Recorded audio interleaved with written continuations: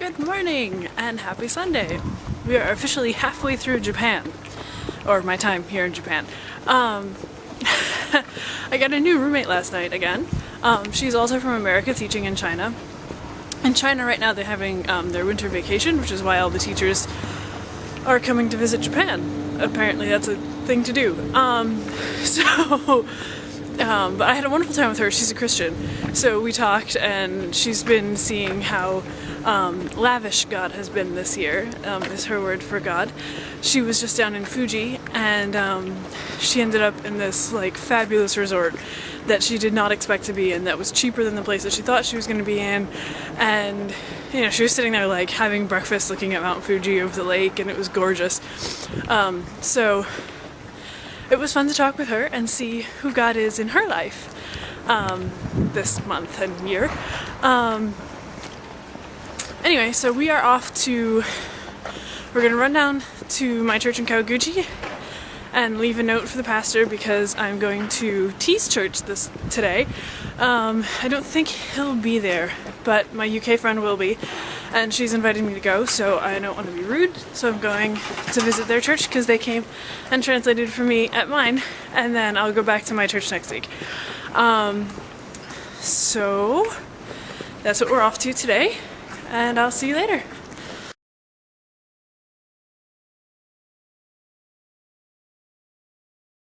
Okay, so I was at the other stop and I didn't see her, so I came one more stop to see if she was here, because I'm not sure which stop I'm actually supposed to be meeting her at. But I didn't see her here, so I'm going to check one more time because I have a couple minutes before my train gets here to go back to the first stop. This is getting really confusing. 妊娠中や乳幼児をお連れのお客様がいらっしゃいましたら、ぜひお続けください。お客様のご協力をお願いします。This is the Keikyu Tohoku Line Rapid Service Train for Kamata. The next station is Waragu. There are priority seats reserved for elderly and handicapped passengers, expecting mothers, and passengers accompanying small children.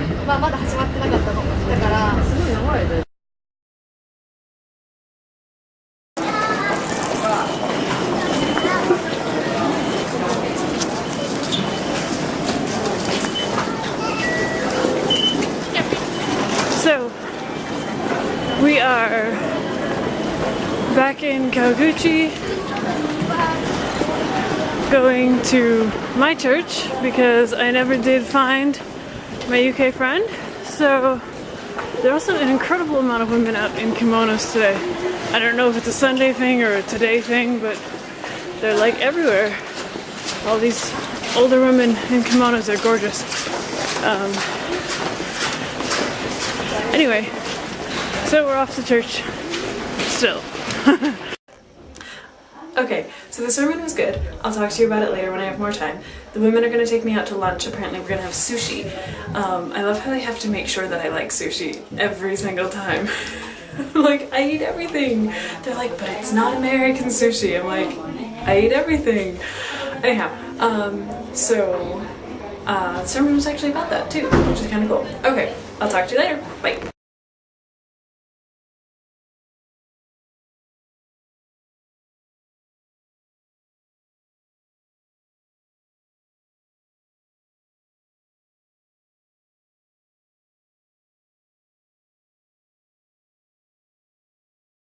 N. Mikan. Mikan. Okay. Thank you. Hey, so that was fun. It is now like 2:45. Apparently they have sushi. I'm gonna get hit by a car. They have sushi after church sometimes, and then they have Bible study, which was on Ruth. I have no idea what that was about at all, but it was in Ruth. And then there was a ladies' council meeting. Council meetings are just as boring in Japanese.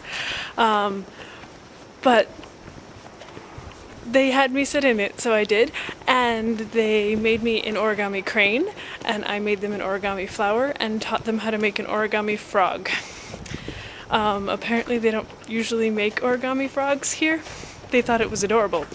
Oh, and that thing that I was talking about in the video before that looks like an orange, it's not an orange. Well, it is an orange, but they have something else that they call an orange. This way. That is like the American orange, and they cut that one up with a knife, like they slice it. And this one you don't slice, so it's not an orange. Sort of. That was an interesting conversation. I think we talked for about 20 minutes about oranges and why we call them oranges, and that orange is a color and a fruit and a smell, actually, of the fruit.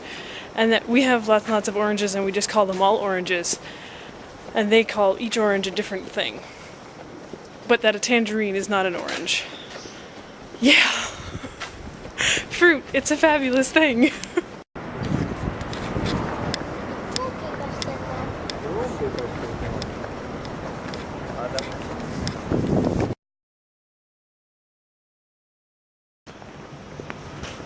So, random but kind of cool thing.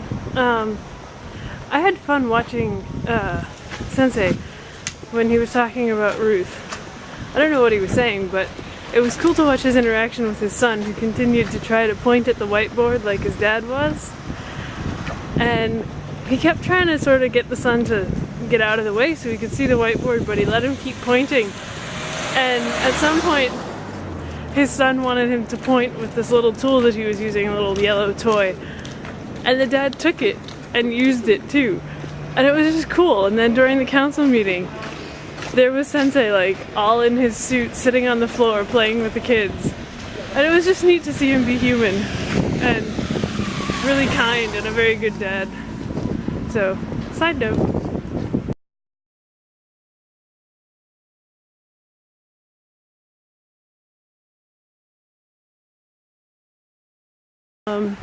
Just had a lovely talk with a man from Sweden who is staying in our hostel. He is interested in Christianity, although he doesn't know much about it. And he is interested in my trip because he's always wanted to go to Africa, as well as the same places that I'm going in Asia. He just came from India. He says to be careful not to drink the water. Everyone keeps telling me not to drink the water there. I need to not drink the water there. So I thought while I'm walking, they gave me one of these orange things because we talked about them a lot. And it reminds me of this story that my grandmother told us about this girl that gave her an orange because of an act of kindness that she gave or had done for the girl. And the girl saw that kindness and was moved to show gratitude through an orange one day. And I guess now whenever I get an orange, I remember to be grateful and to not take kindness for granted. So there's my orange thought. So the temple was taken. There was a whole bunch of teenagers doing less than reverent things in there. Teenagers, they're the same everywhere. Well, not all teenagers, but you know. Anyway, so we're in a cemetery. I'm sitting in the back of the cemetery because it feels wrong to sit at the front of the cemetery and do this. I don't know, because you shouldn't be allowed in cemeteries. Okay, so church was, we started in 1 Timothy 3:14 through 16. And it's talking about, hold on, I'm in the wrong place. Okay, oops, sorry about that. Okay, so it's talking about the writer wanting to go and see these people, but he can't yet. So he's instructing them as to how to live in a godly manner.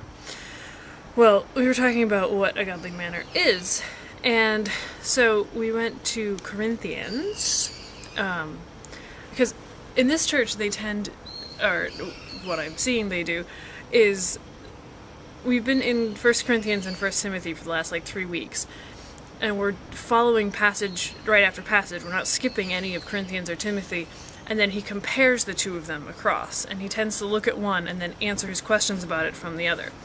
So he's answering the question, what is a Christian life look like? in Corinthians, Corinthians 10, 23 through 33, which is one of my scriptures for my trip, actually.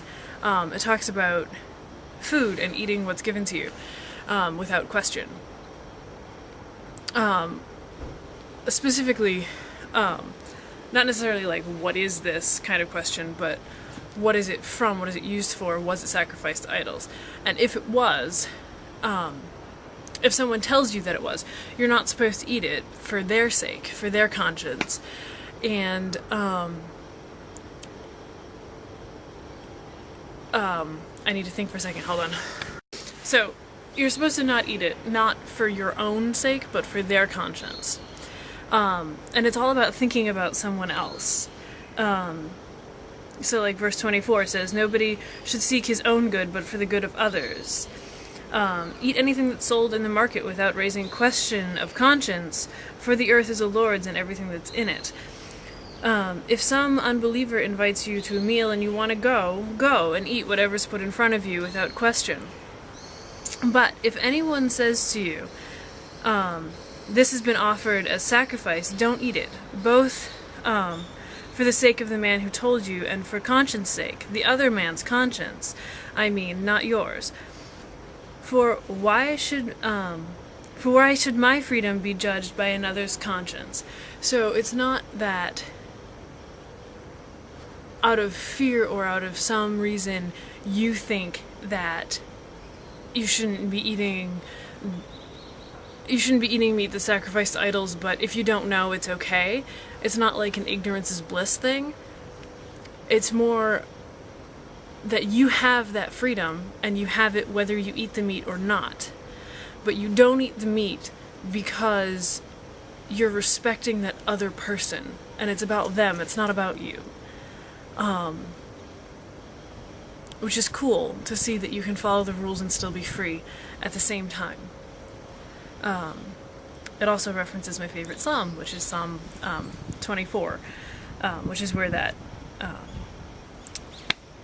the earth is the Lord's and everything that's in it. Anyway, so that is my thoughts on the pastor's sermon today. And yeah, I'll get back to you about who God is at the end of today, because there's been a lot going on in my head about this and the lavishness and just talking to the guy from Sweden, and putting that all together is going to take a little time. So I'll see you in a bit. So verses 23 and 24. Nope, just verses 23. Everything is permissible, but not everything is beneficial. Everything is permissible, but not everything is constructive.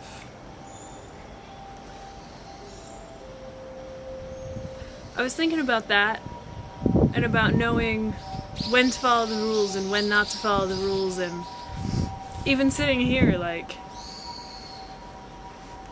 it's a cemetery, and there are certain rules that go with that. And it's not even a Christian cemetery, like, but when do you do what? Wisdom. When to use which knowledge. I think today God is wise. He's wise when he shows us all the things that we were talking about, the Swedish guy and I were talking about in India. When do you throw things away? When do you drink the water? When do you say hi to people? When do you avoid certain people? When to use what knowledge that you have.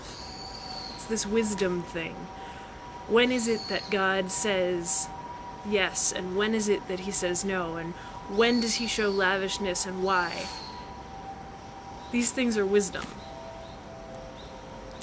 And I think that's who he is today. He's a wise and wonderful God.